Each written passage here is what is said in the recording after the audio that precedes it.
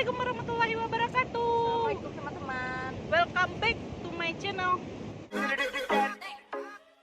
Dalam menghadapi COVID nggak boleh stres.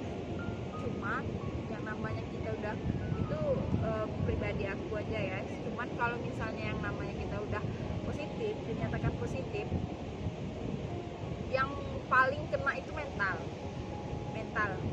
kita kena. Karena ini kalau dibilang sih penyakit, ini kalau orang ketemu, orang lihat, Orang males kita, kayak gitu. kayaknya kayak takut orang Udah lu seru-seru jauh-jauh fitnah gitu kan. Jadi orang itu berpikir kita tuh menakutkan. Itu tuh menurut aku itu merupakan ujian mental. Fisikis yang kena bisa. Disitulah kadang tuh merasa yang sedih, terus merasa yang kenapa sih harus aku yang kena. Nah, cuman Berarti balik lagi ya, itu lebih baik harus banyak dukungan untuk si yang pasien ya. Semakin banyak dukungan mungkin semakin ya mentalnya semakin kuat kayak gitu sih. harusnya Berarti sih memang harus banyak dukungan, tapi syukur alhamdulillah sih selama karantina isolasi mandiri di rumah, alhamdulillah teman, sahabat, keluarga mendukung ya, support setiap hari. Ada yang antar makanan, ada yang support, terus ada yang doain. Kalau Dari pendapat dari segi tetangga gimana? tetangga sih mungkin karena di daerah tempat tinggal aku itu orangnya cuek, jadi bodo amat gitu. Jadi ya udah bodo amat gitu kan. Mungkin antara lu dan tetangga nggak kenal kali ini ya. Bisa jadi. Nggak yang terlalu berarti sick hidup orang itu nggak gitu berarti juga. mungkin di lingkungan di sekitar juga belum nggak tahu kali ya. Nggak tahu. Kayaknya kita memang benar-benar yang lulu gua deh. Gitu. Benar-benar Mereka bodo amat.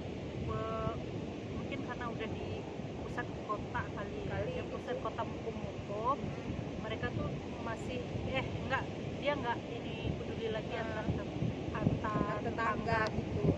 Beda kan kalau kami yang di desa-desa kan masih yang suka sewot.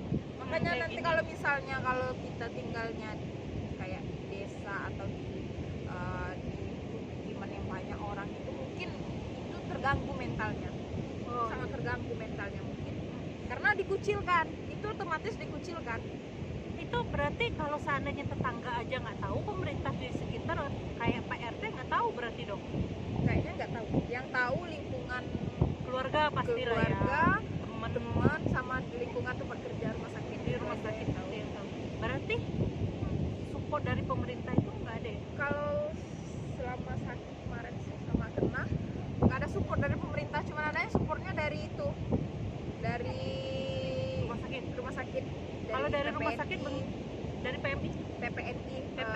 Kalau dari rumah sakit bentuk supportnya apa? Kayak sembako Banyak. lumayan lah. Berarti dari pemerintah nggak kan, soalnya kan Ada. kalau kita lihat di luar negeri lah ya, banyak kan ketika mereka datang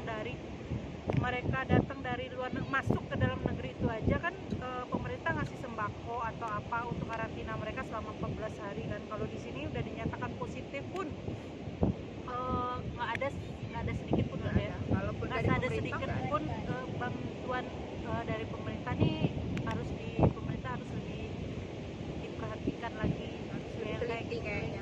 Iya, lebih harusnya dari rumah sakitnya, dari dinas kesehatan otomatis mendata ke rumah sakit kan.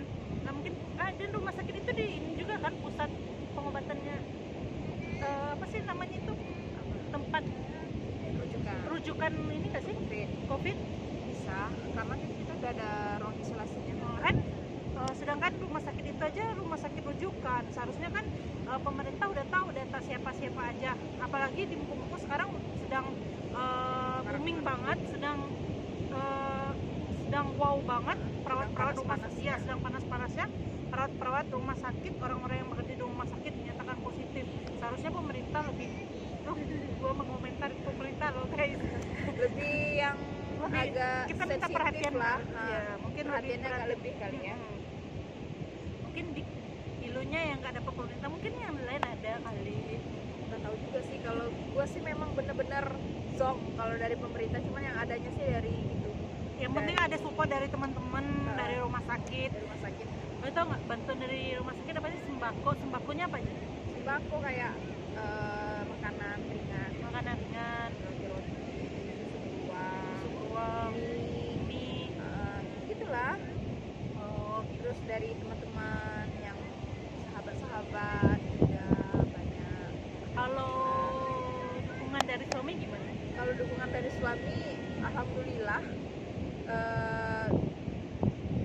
Gimana ya? Perlukah diomong di sini? Kali kan bisa. Kalau dukungan dari suami sih ya Sangat suami berpengaruh. siaga.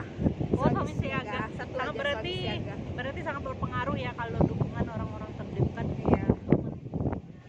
Guys, lebih ke ini ya, hal yang paling terpenting ketika kamu dinyatakan positif ada hal yang paling harus dipersiapkan adalah mental. Biar bener kan? Bener banget, mental harus siap. Dan orang-orang terdekat harus memberi support, memberikan dukungan, dan teman-teman harus memberikan semangat. Karena kan dengan support teman-teman, dengan dukungan teman-teman dan keluarga, mereka yang dinyatakan positif, gimana sih bahasanya, bisa lebih semangat lagi. Karena kan yang pertama ketika mereka dinyatakan positif, yang pertama kena itu adalah mental mereka. Dengan support mereka kita dapat dari supportnya kita yang kita di sekitarnya dia lebih gimana ya, lebih imun. Kalau orang dapat dukungan itu kan imunnya naik nggak sih? Imunnya meningkat apa?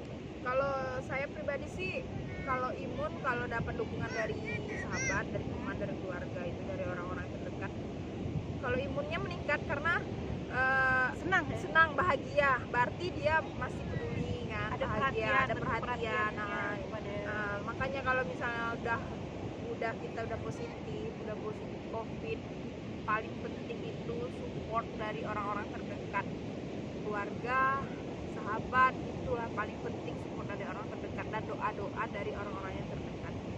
Dan yang jelas ya minum vitamin. Nah, Jangan itu yang harusnya ya harus minum vitamin. Dan satu lagi, kita harus mendukung program pemerintah untuk memutus tali rantai penyebaran COVID dengan cara kalau dinyatakan positif, kalau nggak ada gejala lebih baik di rumah aja, karantina 2 minggu, isolasi mandiri supaya tidak ada penyebaran lagi ya.